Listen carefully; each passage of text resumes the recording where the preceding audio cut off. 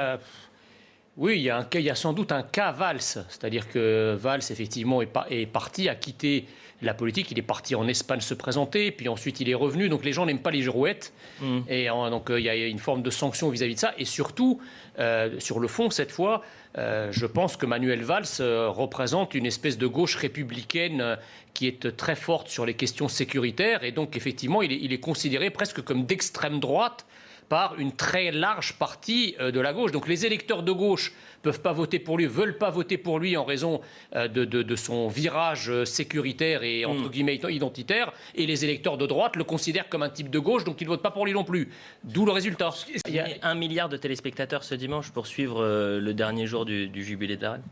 Il y a deux choses, c'est globalement, quand vous regardez un peu les monarchies, c'est vrai que le sentiment patriotique est beaucoup plus fort dans les monarchies que dans les républiques de manière générale, parce que la monarchie incarne une forme de permanence en fait et d'incarnation de la nation.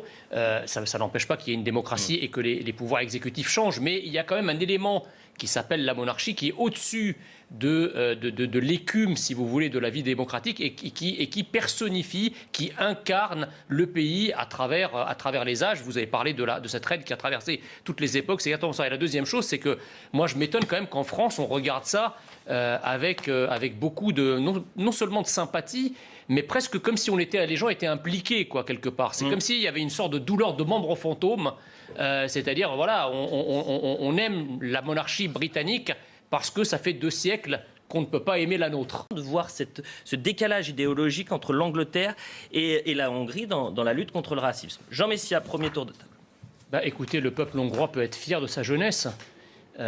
Parce que c'est un geste qui est aujourd'hui ridicule. Enfin, on aurait pu penser, par exemple, que les Anglais posent un genou à terre pour les dizaines de milliers de morts qu'il y a en Ukraine, puisque, effectivement, là, c'est l'actualité. Au lieu de quoi, ils mettent un genou à terre pour un fait divers qui a eu lieu aux États-Unis il y a 2 ans, et pour lequel, d'ailleurs, la justice américaine a été d'une sévérité implacable à juste titre. Je considère par exemple qu'on a, on a des choses qui peuvent aussi à ce moment-là ouvrir le champ. Pourquoi ne pas mettre un genou à terre pour les victimes du Bataclan ? On a un médecin militaire qui vient d'être égorgé au cri d'Allah Akbar il y a quelques semaines. Qui en parle? C'est passé sous les radars. Donc le choix, alors ici, il a dit qu'il avait fait ça au nom de Dieu, au nom d'Allah. Peu importe. Ce que je veux dire, c'est qu'on a des victimes. Le racisme est protéiforme, d'accord? Et on a des victimes à la fois des victimes, je dirais, blanches contre des noirs. On a du racisme en sens inverse. On a du racisme contre les musulmans. On a une haine islamique contre les populations non musulmanes. Donc, si vous voulez, au bout d'un moment, est-ce que le sport va se faire la caisse de résonance de toutes les haines qui peuvent exister à travers le monde? Je trouve ça ridicule et en tout état de cause, encore une fois, l'Angleterre, l'équipe anglaise aurait mieux fait de choisir un autre combat que celui-là, plus proche de nos frontières, ce qui concerne un peuple européen. Les régions, mais M. Orban, il lutte contre les lobbies, que ce soit le business de l'antiracisme, le business des LGBT, le business de l'homosexualité. Exactement, oui. Tout ça, ce sont des lobbies. C'est pas parce que vous luttez contre des lobbies que vous luttez contre les individus qu'il y a derrière. On peut très bien respecter la liberté des homosexuels, ce qui est le cas en France, par exemple, sans soutenir un certain nombre de lobbies qui vont faire leur propagande dans les écoles. Ça n'a rien à voir. Vous voyez pas la différence qui est centrale entre le principe des nationalités, le fait de dire nous on tient à une nation, mais on y respecte les minorités. Vous savez, c'est Hannah Arendt dans Les origines du totalitarisme qui dit les moments où les nations sont devenues des nationalismes, c'est quand elles se sont mises à piétiner les minorités. Et si vous voulez, quand une nation... Le débat d'où je sors que la Hongrie n'est pas respectueuse des minorités, de l'état de droit et du respect des minorités. Je le tire de mon chapeau que je n'ai pas. Je pense qu'il y a beaucoup plus de haine dans la société française qui est qualifiée de grande démocratie libérale que de haine dans la société hongroise. Et je vous fiche mon billet qu'en cherchant un peu, vous allez découvrir que ce que je dis est vrai. Je plaide pour la neutralité des lieux sportifs. Je suis tout à fait d'accord avec vous et je rajouterai juste quelque chose. Imaginez qu'une équipe ne mette pas un genou à terre. Est-ce qu'on pourrait conclure que cette équipe est raciste? Pas du tout, c'est ce qui se passe derrière. Justement, vous voyez bien. Vous avez les Hongrois qui ont pas mis le genou à terre, les Anglais qui le font, vous voyez donc bien le ridicule de ce geste. C'est pas parce qu'on le fait qu'on est antiraciste et c'est pas parce qu'on le fait pas qu'on est raciste. En réalité, et là je rejoins ce que disait Monsieur Gégaud, c'est que quand vous faites un match de foot, c'est pas une caisse de résonance de toutes les défenses, de toutes les causes minoritaires qui puissent exister dans le monde. En Hongrie, on sait que c'est évidemment pas la même chose qu'en Angleterre. Excusez-moi, je précise. précise. Vous ne pouvez pas confondre l'orientation sexuelle, qui est une liberté individuelle qui est respectée dans les pays de l'Union européenne, avec ceux qui s'organisent en communautarisme, en lobby pour les défendre. Tout est pareil. Je veux dire, on n'a rien contre les individus, qu'ils soient musulmans, juifs, chrétiens, homosexuels, hétérosexuels. C'est la liberté individuelle. Maintenant, quand vous vous organisez en communauté, en groupe de pression, et que vous prétendez emmerder les sociétés avec des revendications exorbitantes, c'est là où ça devient contestable et discutable. Quand un policier utilise son arme, c'est un vrai traumatisme. Moi, je connais un des fonctionnaires qui a été placé en garde à vue ce soir.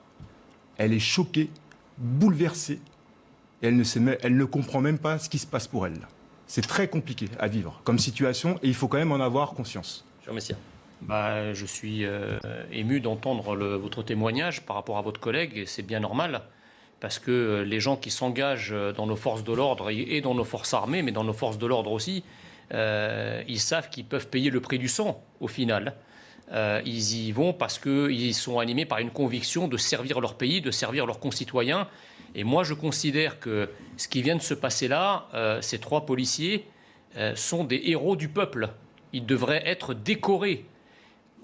Dans aucun pays au monde, même dans les grandes démocraties, lorsque quelqu'un force un barrage de police, met la vie d'un policier en danger, et qu'ensuite il y a une succession d'événements qui vont jusqu'à la mort de ce délinquant ou de ce criminel, dans aucun pays au monde, on ne traduit un policier en justice pour cela. Donc moi, je répète, ces policiers sont admirables, ils devraient avoir tout le soutien, et ils ont, je pense, tout le soutien de la France, parce que vous savez, et je terminerai par là, une autorité, il n'y a pas d'autorité sans force. Et il n'y a pas de force sans une violence. La violence doit rester légale. Le monopole de la violence légale dont parlait Weber, ce dont qu'ont utilisé les policiers dans ce cas d'espèce. Mais si à chaque fois que vous êtes face à une violence ou face à une force, l'État est incapable de mettre en face une force et une violence pour arrêter cette violence, eh bien, on va avoir ça tous les jours et toutes les semaines. Et c'est ce qui se passe d'ailleurs. 22 heures, il a été blessé, mais pas par balle. Mais pas par balle, exactement. Bon. Mais la question, excusez-moi, je reviens tout à l'heure, mais surtout sur ce que vous disiez tout à l'heure, il n'est pas question, si vous voulez, de remettre en cause une enquête pour savoir ce qui s'est passé. Mais vous voyez bien que ce qui se passe en France va au-delà de la simple enquête pour savoir les conditions dans lesquelles les policiers ont utilisé leur arme à feu. Il y a d'abord un contexte général sur lequel on ne peut pas être aveugle. Le contexte général, c'est quand même globalement un contexte de méfiance et de défiance vis-à-vis de la police, y compris d'ailleurs par leur propre hiérarchie, qu'elle soit administrative ou politique. Donc ça, déjà, c'est incontestable. Oui. La deuxième chose, c'est que, si vous voulez, si la police ne fait pas son travail et qu'elle n'arrête pas ces gens, eh ben, qu'est-ce qui va se passer ? Il va se passer que les délinquants et les criminels vont se sentir pousser les ailes. Et chaque semaine, et Elliot Deval le rappelait il y a un instant, chaque semaine, sinon chaque jour, vous allez avoir à nouveau quelqu'un qui va forcer un barrage de police, qui va tenter d'agresser un policier, parce qu'il y a une forme d'impunité qui s'installe.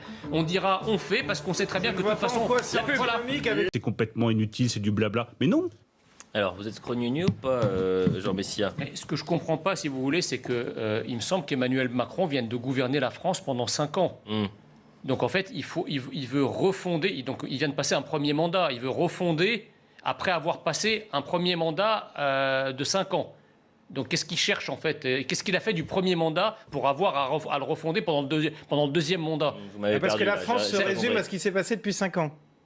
Non mais pourquoi il l'a pas pour refonder, il aurait fallu qu'il refonde entre 2017 et 2022. Mais il se succède à lui-même, donc normalement la refondation a déjà eu lieu. Cher Jean Messia, et la deuxième chose, peut-être parce qu'il y a eu des événements qui lui ont empêché de le faire. Vous savez, des événements qui sont appelés gilets jaunes, des événements qui sont appelés Covid. Attendez, sur un quinquennat, ça pèse. Ça beaucoup. ne veut rien dire en fait. Ça ne veut rien dire. Le Conseil national, la refondation, le Conseil national de la refondation, c'est grotesque si vous voulez. C'est quelque chose. Tout est grotesque avec vous. Non mais il me semble. Mais attendez, Monsieur Gégaud, il vous a pas échappé. C'est quoi le Conseil national de la refondation ? C'est encore une grande agora où on va blablater, où on va discuter, on va tailler des bavettes pendant des heures. Il me semble qu'il y a déjà eu le grand débat. On nous a saoulés avec le grand débat pendant des mois. Il y a eu 16 000 contributions, 16 000 cahiers de... Je confirme, il est bien chez les scrogneux. 16 000, attendez. Il a tous les signes. Non, mais laissez-moi finir. Il y a eu un grand débat national au lendemain des Gilets jaunes, il y a eu 16 000 cahiers de doléances. Ça a été une grande participation citoyenne. Il y a eu 2 millions de Français qui ont participé à ça. Et après, ça il y a a eu coûté la 20 millions. Covid. Ça a changé quoi? Après, il y a eu la C'est Covid. devenu quoi tout ce travail? Donc il il est en train de nous dire pendant 2 ans. il est en train de nous dire qui a créé qu'après d'autres avoir priorités. bavassé pendant 6 mois, on va de nouveau maintenant bavasser pendant 5 ans. Arrêtez avec toute Arrêtez. cette mozzarella. Non, Vous mais n'avez pas la référence, ça. mais- Ah, vous avez Non, pas la non, référence. ce qui est Je résume les faits. Vous êtes ivre, drogué, au volant. Vous tuez quelqu'un, une cycliste, et vous écupez d'une peine de 2 ans de prison avec sursis. C'est ça la réponse pénale attendue? Oui, mais ce qui est incroyable, c'est que moi j'ai pris 3 500 € d'amende ferme pour un tweet. Donc en fait, écrire un tweet, c'est plus grave que de tuer quelqu'un. Mais vous auriez dû Pris du sursis, ça n'a aucun rapport. Mais bon, Non, mais là, avec sursis, ça veut dire rien. Ça veut dire que le mec ressort libre. Voilà, Voilà, une ça veut épée de dire. Damoclès au-dessus de tête, c'est Il y ça a que ça veut dire. peut-être une condamnation au civil, donc il a. Non, mais avec sursis, ça veut dire que ce criminel ressort libre. Cette sentence est une honte. C'est une honte. Moi, j'ai toujours beaucoup de mal à rendre la justice sur les plateaux de télévision. Mais c'est en pas la n'ayant justice. les- Mais attendez, mais qu'est-ce que ces Ça- magistrats ça vous gêne vraiment que je termine ma Qu'est-ce que phrase, ces magistrats cher ont confrère je termine moi. Qu'est-ce que ces magistrats ont dans la tête pour prononcer un tel verdict alors qu'il y a mort d'homme? C'est quand même incroyable. Il risque 10 ans de prison. C'est- Non, on cette s'en affaire, fout elle pas. Si. Non, on s'en Mais fout si, pour personne. si. Un accident, c'est différent d'un crime. Non, mais c'est pas la question. Quand La vous question, tuez c'est que quelqu'un accidentellement, c'est pas quand vous le Mais tuez monsieur volontairement. Gégaud- Vous avez encore au moins cette non, mais nuance-là monsieur dans Gégaud, l'esprit. vous avez entendu Vous l'analyse n'avez que- pas perdu tout esprit de nuance à ce peux vous point-là. répondre De confondre un Monsieur- accident avec un j'ai crime pas volontaire. dit ça. J'ai dit vous avez entendu la brillante analyse que vient de faire Georges Fenech. Ce gars risque 10 ans de prison. C'est la peine encourue pour ce qu'il vient de faire. Or, La il peine n'a- maximum encourue. Oui, mais mais là, il n'a ni la peine maximum ni même la peine minimum puisqu'il sort libre. Mais c'est- Donc ça cette vous histoire- gêne pas?